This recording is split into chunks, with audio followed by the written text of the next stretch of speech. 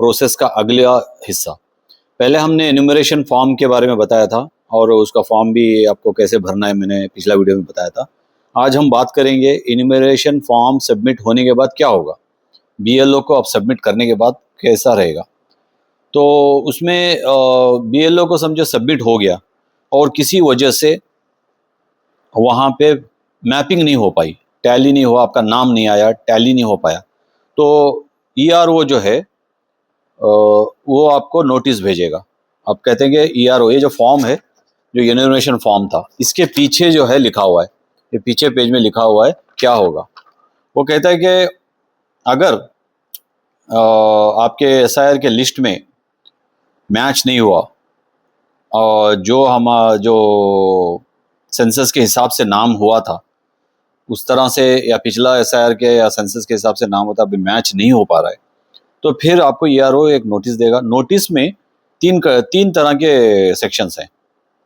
पहले 1 जुलाई 1987, ये थोड़ा जहन मतलब ख्याल करें इस बात को, तारीख 1 जुलाई 1987 से पहले अगर पैदा हुए हैं जिनका नाम मैच नहीं हुआ या टैली नहीं हुआ, किसी वजह से नहीं आया और नोटिस आ गई यार उससे, उनको देना है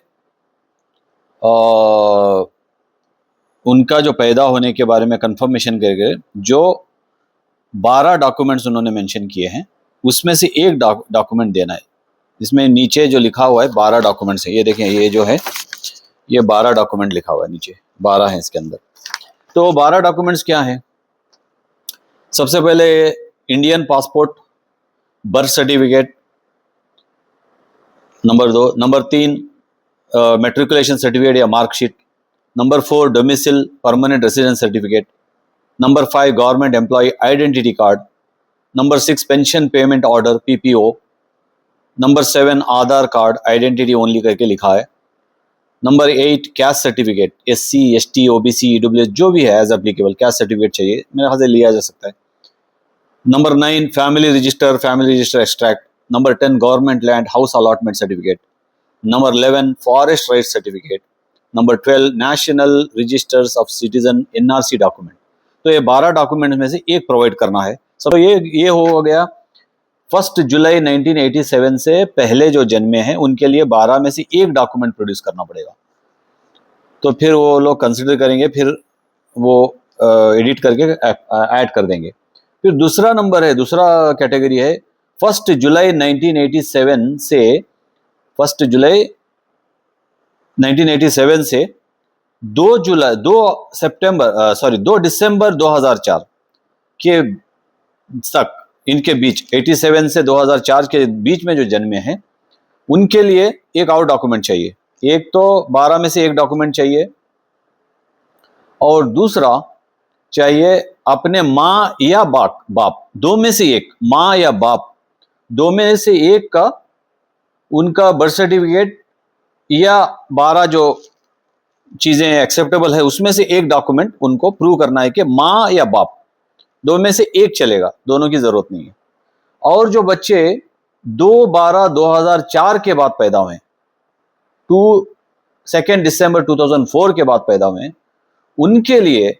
उनके लिए सबसे पहले खुद का जो प्रूफ चाहिए उनको, जो 12 में से एक डॉक्यूमेंट उनको चाहिए, बर्थ सर्टिफिकेट, इंडियन पासपोर्ट जो भी है 12 मैंने बताया, या आधार कार्ड जो भी है, कह रहे हैं आधार कार्ड, सब्जेक्ट टू उनका पता चलेगा क्या है।